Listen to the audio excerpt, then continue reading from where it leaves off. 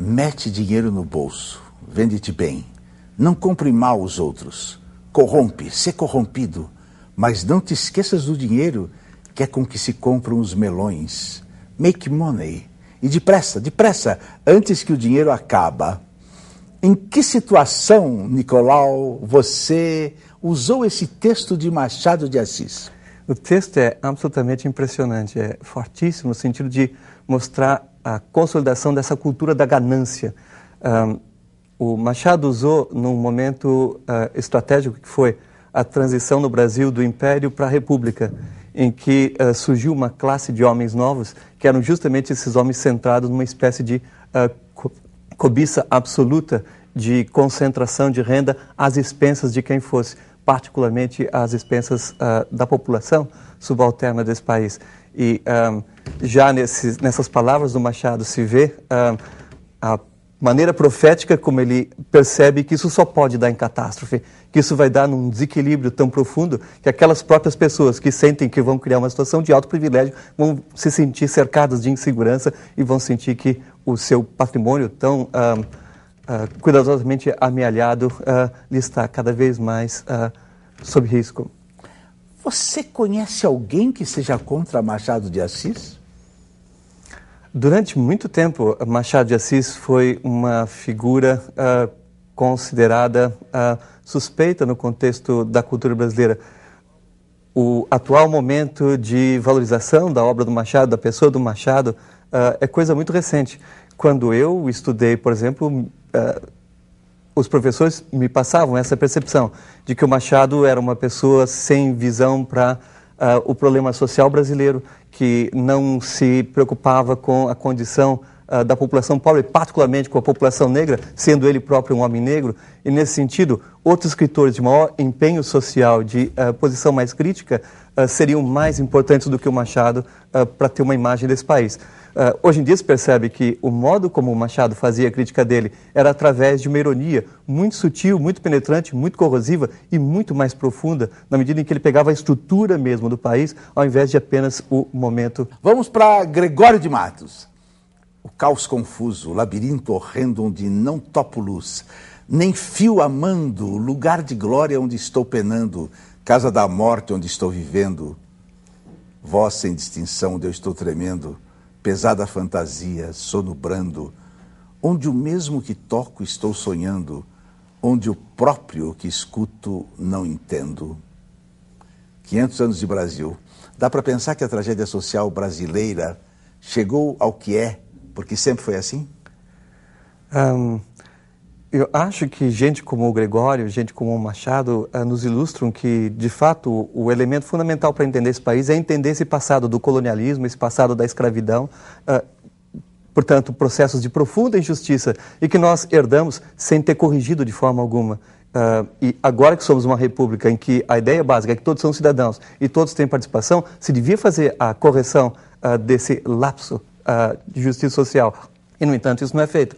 O caso do Gregório é sintomático também de alguém que é capaz de ver que o país gera uma riqueza fabulosa, mas que essa riqueza se esvai nas mãos de uns poucos dentro do país e de uma multidão fora do país. E no país não fica nada, a não ser o trabalho penoso, o sacrifício do trabalho transformado na brutalidade da escravidão. Que, em realidade, esse grande filósofo Spinoza, quando dizia, se você quiser esquecer o passado, ele volta.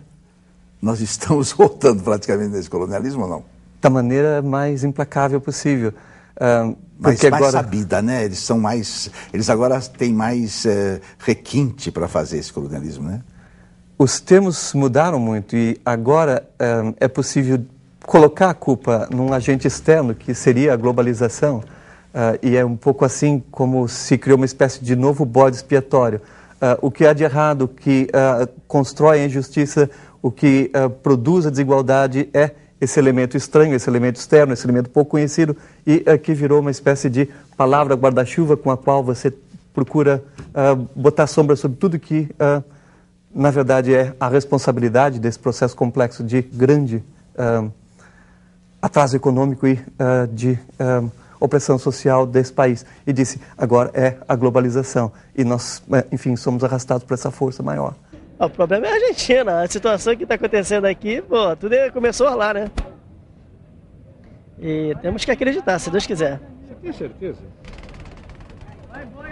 Não, certeza não tenho, mas aqui porque a gente vê pelos jornais aí, pô.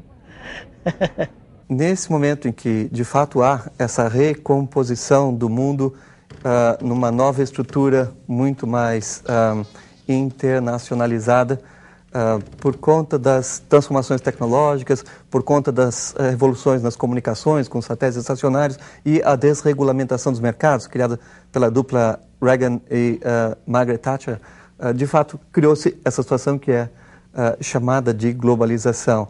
Então, as grandes empresas se sentiram desprendidas para poderem fazer os seus investimentos de maneira a tirarem benefício de todas as sociedades por toda parte do mundo. Então, vão procurar para colocarem o seu setor produtivo os locais onde os salários são mais baratos e onde os sindicatos estão mais desarticulados ou mais submetidos à repressão. Vão procurar para colocarem os seus setores financeiros nos países onde os juros são mais altos.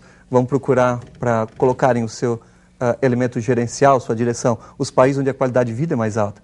Então, eles tiram o melhor benefício de tudo que é possível através do planeta, jogando com as diferenças regionais. Essa é uma flexibilidade que a nova tecnologia permite. Que terrível isso, que provocação violenta, hein? É Soros e Beauvais? Como... e a situação é essa. Se algum país recusa submeter-se às demandas dessas grandes corporações, como resposta, elas simplesmente se retiram do país e o país fica entregue à maior miséria. Então, não há muito como negociar, é preciso aceitar essas condições impostas de maneira ditatorial por essas grandes corporações. É um estupro. É um estupro contra o Estado, que não tem mais poder de negociação, e contra a sociedade, que não consegue mais ter o Estado como seu agente de interlocução contra esse poder externo. Então, perde a sociedade, perde o Estado, perdemos todos nós. Quer dizer que você está falando que nós todos andando pela rua estamos estuprados. De certa forma, sim. Por outro lado, eu acho que, chegado nesse ponto, a gente bateu no fundo do poço e agora não há alternativa senão virar a mesa. Olha a guerra civil que eu perguntei. Mas a maneira de virar a mesa não é uma maneira convencional também, porque as coisas mudaram. A maneira de se conseguir restituir essa cidadania que foi esvaziada por esse processo de internacionalização é, de novo, recompondo ela numa escala global, compreendendo que agora não basta militar no país, porque militar no país significa pressionar um Estado que não tem poder de negociação, mas é preciso militar no âmbito internacional, no âmbito das instituições que cobram dessas grandes corporações que, enfim, sejam capazes de produzir alguma espécie de efeito que coloque o ser humano à frente do lucro e a preservação do ambiente à frente da exploração dos recursos.